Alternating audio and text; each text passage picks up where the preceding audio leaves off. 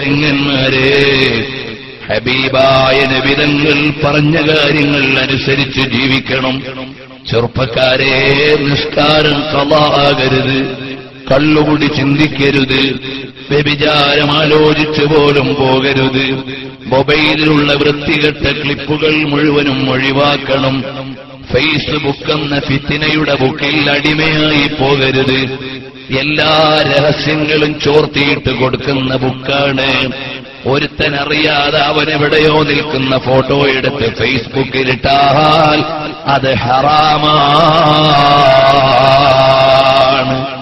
അഥവാ അവൻ അപമാനമുണ്ടാകുന്ന, അവന്റെ ഇസ്സത്തിന് നിരക്കാത്ത നിലക്കുള്ള ഫോട്ടോ നീ കൃത്രിമമായി മോർഫ് ചെയ്താലും ലൈവായി എടുത്താലും അതിടൽ പ്രചരിപ്പിക്കൽ തെറ്റാണ്.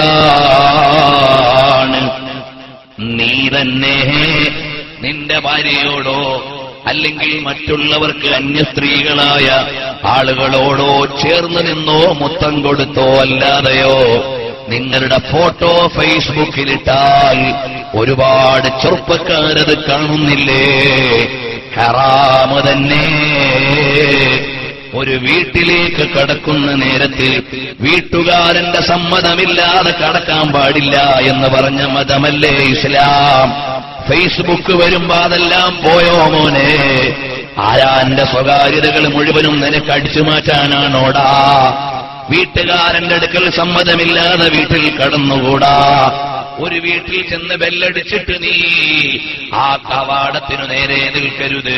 നീ അല്പം ഇടത്തോട്ടോ വലത്തോട്ടോ മാറി നിൽക്കണം. കാരണം സ്ത്രീകൾ വീട്ടിൽ ചിലപ്പോ തലമറച്ചു നിന്നുകൊള്ളണമെന്നില്ല. അവര് അടുക്കളയിൽ നിൽക്കുന്ന വേഷമായിരിക്കും. അന്യപുരുഷന്മാരവരുടെ വീട്ടിൽ ഉണ്ടാകണമെന്നില്ല.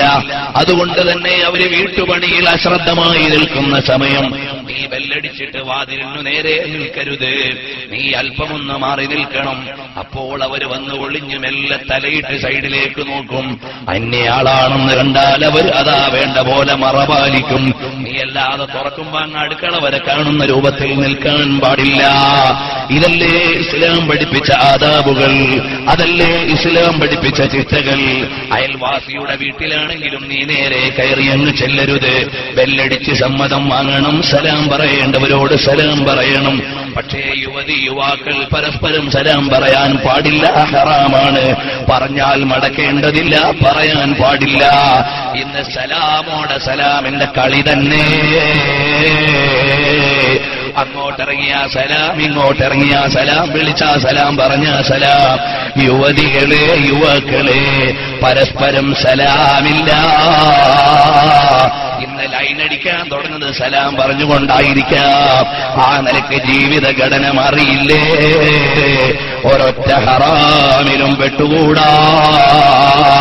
ഫേസ്ബുക്ക് ആയതുകൊണ്ട് ഹലാലെല്ലാം ഹറാമെല്ലാം ഹലാലാവൂല. വിലക്കിയതെല്ലാം ചെയ്യാമെന്ന് പറ്റൂല.